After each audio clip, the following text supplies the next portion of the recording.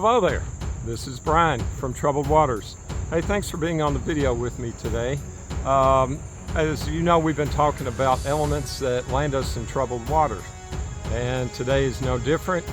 This is a big one. If this were a fish, this would be like a 10-pound bass. This is one I've struggled with, to be honest, and I'm always trying to be honest. It's anger.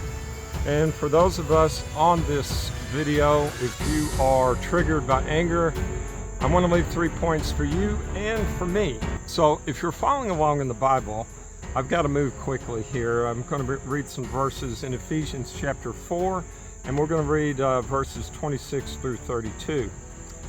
It says, "In your anger, do not sin. Do not let the sun go down while you are still angry, and do not give the devil a foothold. He who has been stealing must steal no longer, but must work, doing something useful with his own hands, that he may have something to share with those in need.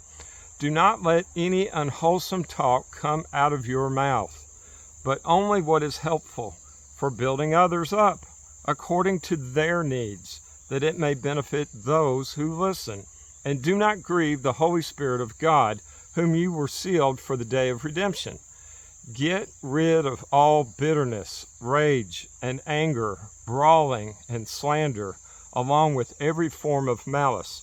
Be kind, compassionate to one another, forgiving each other just as Christ in God forgave you." So I want to start here. Yes, I get triggered by anger. What Paul was saying is that anger isn't a sin.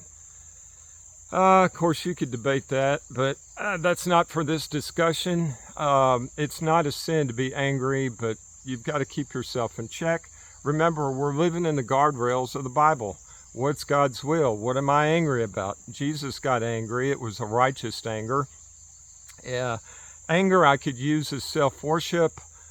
There's a lot of rabbit holes. What's the objective of my anger?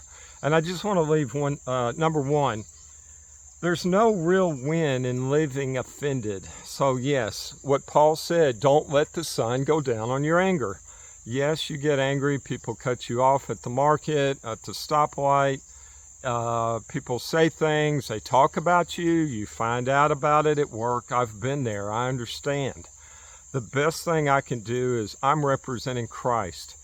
I have to understand my role with God. So what I do is, because I'm triggered by anger, I step back at least at a very, very, very minimum, count to 10 before I react.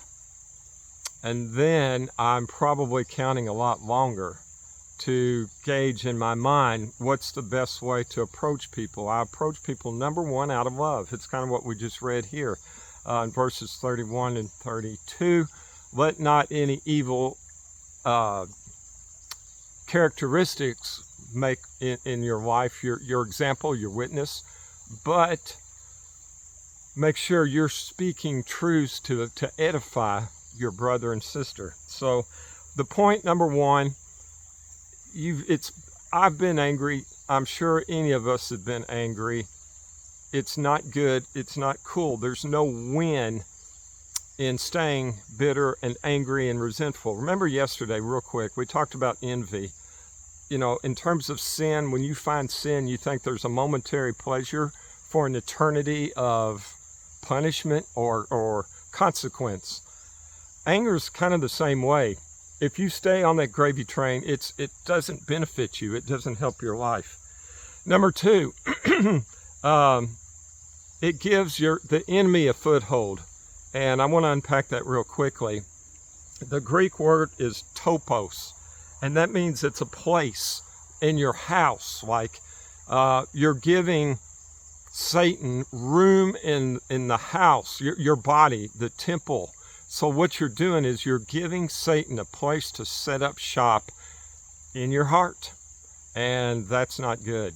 That's not cool. I don't need to comment on that other than to say, don't hold on to anger, because it leads you, like what we say, what's behind me? Well, it's a creek, but it will lead us into troubled waters, and we don't want that. I want to look at number 3, It's unwise. If you look at Ecclesiastes 7 verse 9, it says, "Be careful not to rush into anger, because anger resides in the lap of fools." So, real quick summary, anger by itself, there's no benefit to it. It gives Satan room to work in your heart, to discourage, to hurt God, and to destroy your life. And number 3, it's not wise. So please like and subscribe and pass this video along if you've had benefit here. Love to read your comments. I read every comment. So if you would, please like, share the video, and we'll see you tomorrow. Make this a great day, but more than everything, make this a godly day.